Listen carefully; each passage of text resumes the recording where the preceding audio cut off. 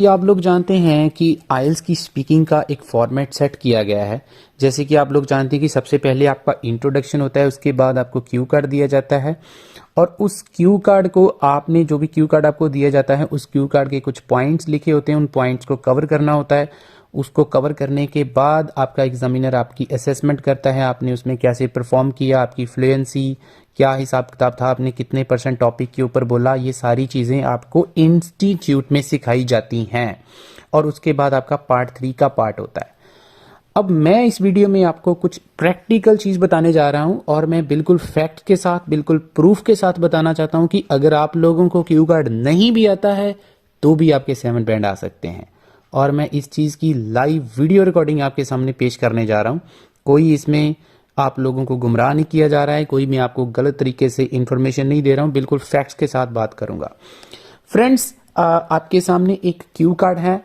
जैसे कि आपके सामने क्यू कार्ड है, talk about a historical period और time you want to know more about. मुझे 100% श्योर है कि आप में से मोर देन 90% स्टूडेंट्स या जो भी मेरी वीडियोस देख रहे हैं उनको यही लगेगा कि जो यहाँ पे क्वेश्चंस लिखे हुए हैं, जैसे what the event is, when did it happen, who और what was involved in it, ये सारे जो क्वेश्चंस हैं ये हमने कवर करने हैं। इवन के जब हम किसी इंस्टीट्यूट में जाएंगे तो यही चीज़ आपको सिखाई जाएगी कि आपने स्टार्ट करना है, जैसे आप हिस्ट्री की थोड़ी बहुत बैकग्राउंड देना है, उसके बाद आपने जो है वो इवेंट बताना है कि वो कौन सा हिस्टोरिकल पीरियड है जिसके बारे में आपको और जानने की ज़रूरत है, वो इवेंट कब हुआ, ठीक है, वो जो हिस्टोरिकल पीरियड था वो कौन सा पीरियड है और कौन पर्सन जो थे वो इस हिस्टोरिकल पीरियड में इन्वॉल्व थे। तो अभी यही क्यू कार्ड अगर इसका सैंपल आंसर मैं आपके सामने पेश करूं, आप इसका जब सैंपल आंसर सुनेंगे तो शायद आपके दिमाग में एक ही चीज़ आएगी, 5 बैंड, हार्डली 5.5 बैंड। ठीक है जी, तो मैं अभी इसका सैंपल आंसर आपके सामने रीड आउट कर रहा हूँ। There was a guy who was teaching us history. He didn't like me. I didn't like him. I think he was really a bad teacher. He taught us nothing about it. History was really boring. But since I had grown up, I have been quite interested in history of my area. I found out little bit about it. In hindsight, I wish I could have listened to it more when I was at my school. सुनने में थोड़ा सा आपको अजीब लगेगा कि हमारा Q card किसके ऊपर था। हमारा क्यू कार्ड था कोई हिस्टोरिकल पीरियड जिसके बारे में आप और जानना चाहते हैं। लेकिन ये वाला क्यू कार्ड जो मैंने अभी सैंपल आंसर आपको बोल के सुनाया है, इसमें कोई भी हिस्टोरिकल पीरियड की कोई बात तक नहीं की गई है। और जब हम इसका स्कोर देंगे, मुझे 100% श्योर है कि मोर देन 95% इंस्टीट्यूट आपको 5 बैंड और हार्डली 5.5 बैंड देंगे।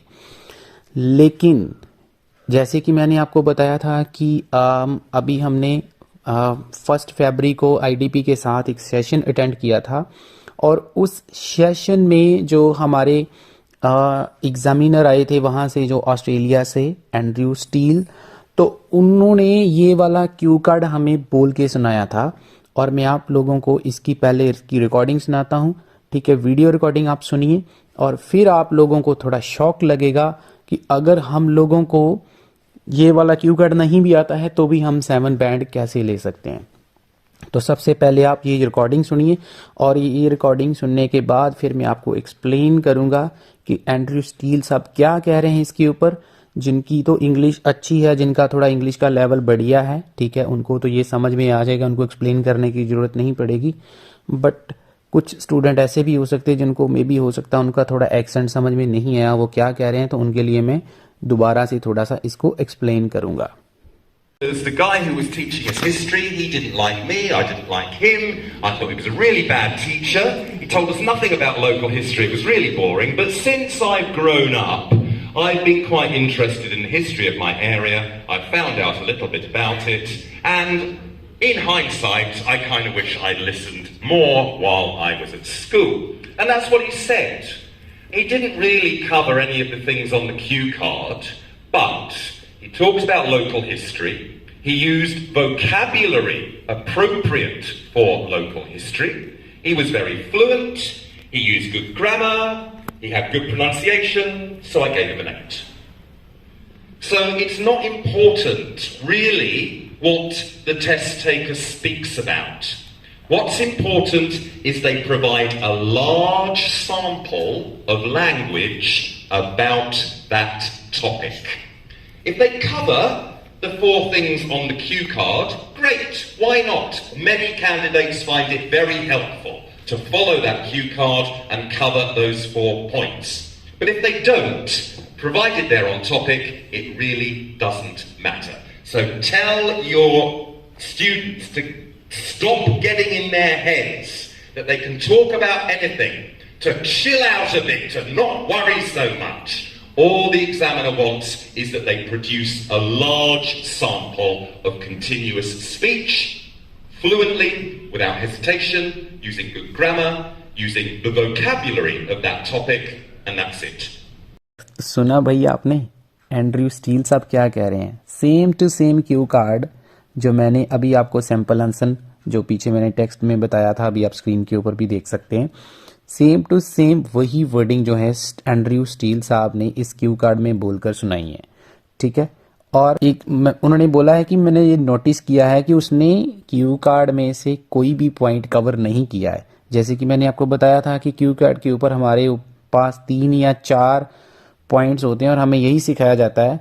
मोस्ट ऑफ द इंस्टीट्यूट तभी यही सिखाते हैं कि आपको ये 3 या 4 पॉइंट कवर करने हैं, ठीक है। मैं तो वैसे अपने स्टूडेंट्स को नहीं बोलता हूँ, लेकिन बहुत सारे इंस्टीट्यूट्स बोलते हैं। तो वो कह रहे हैं कि इस कैंडिडेट ने बिल्कुल कोई भी जो पॉइंट है वो कवर नहीं किया है। बट उसके बावजूद उसने क्या कहा, उसने हिस्ट्री के ऊपर बात करी, उसकी जो वोकैबुलरी थी वो उसके टॉपिक से रिलेटेड थी, वो फ्लुएंट था, ग्रामर अच्छी थी, प्रोनाउंसिएशन अच्छी थी, और मैंने उसको 7 नहीं 8 बैंड दिए हैं।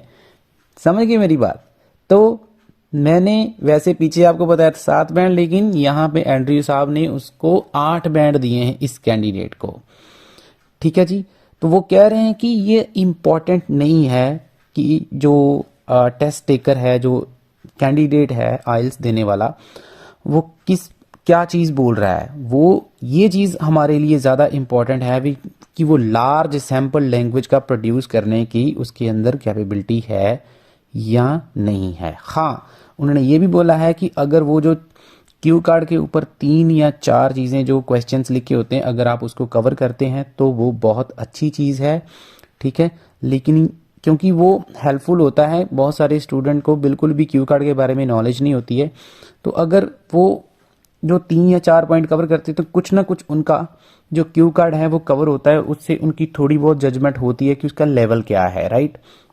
बट ये नेसेसरी नहीं है कि आपको वही 4 क्वेश्चंस ही कवर करने हैं, आप कुछ भी बोल सकते हैं। इट्स नॉट नेसेसरी कि आपको वही 3 या 4 क्वेश्चंस कवर करने हैं।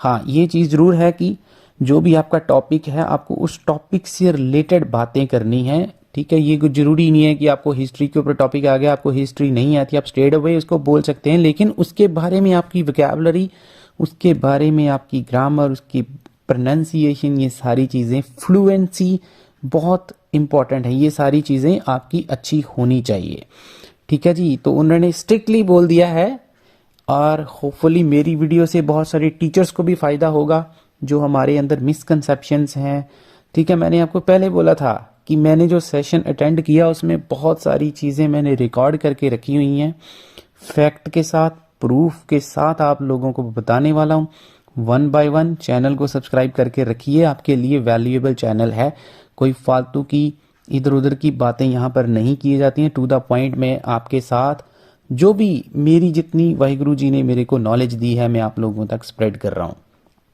ठीक है जी।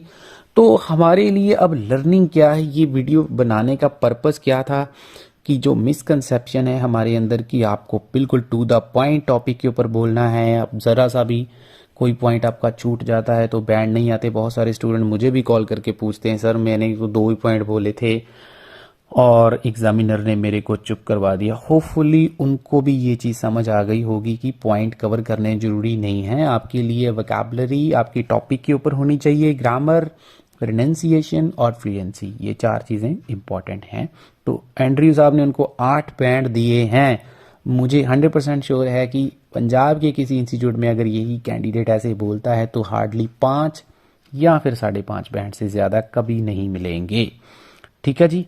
और हमारे लिए सीखने वाली बात क्या है कि हम लोग जैसे क्यू कार्ड की लिस्ट आती है उसका इंतज़ार करते रहते हैं कि फलाना क्यू कार्ड आ गया, ढमकाना क्यू कार्ड आ गया, ये हो गया, वो हो गया, ये क्यू कार्ड प्रिपेयर कर लूँ। हमारे लिए सीखने वाली बात क्या है कि हम एक बारी सारे क्यू कार्ड देख लें, उसके बाद हमारे अंदर कुछ इंग्लिश डेवलप करने की, कुछ भी बोलने की क्षमता हो तो हमारे बैंड अच्छे आएंगे।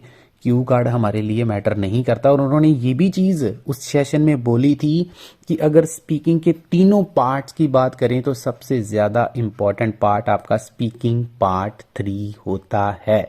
शायद मेरे पास इसकी रिकॉर्डिंग भी होगी। नेक्स्ट वीडियो में कुछ और इंटरेस्टिंग सा लेके आपके सामने आएंगे। चाहिए आपको ऑनलाइन क्लासेस हमारे साथ, नंबर आपको स्क्रीन के ऊपर दिख रहा है, आप मेरे साथ कांटेक्ट कर सकते हैं।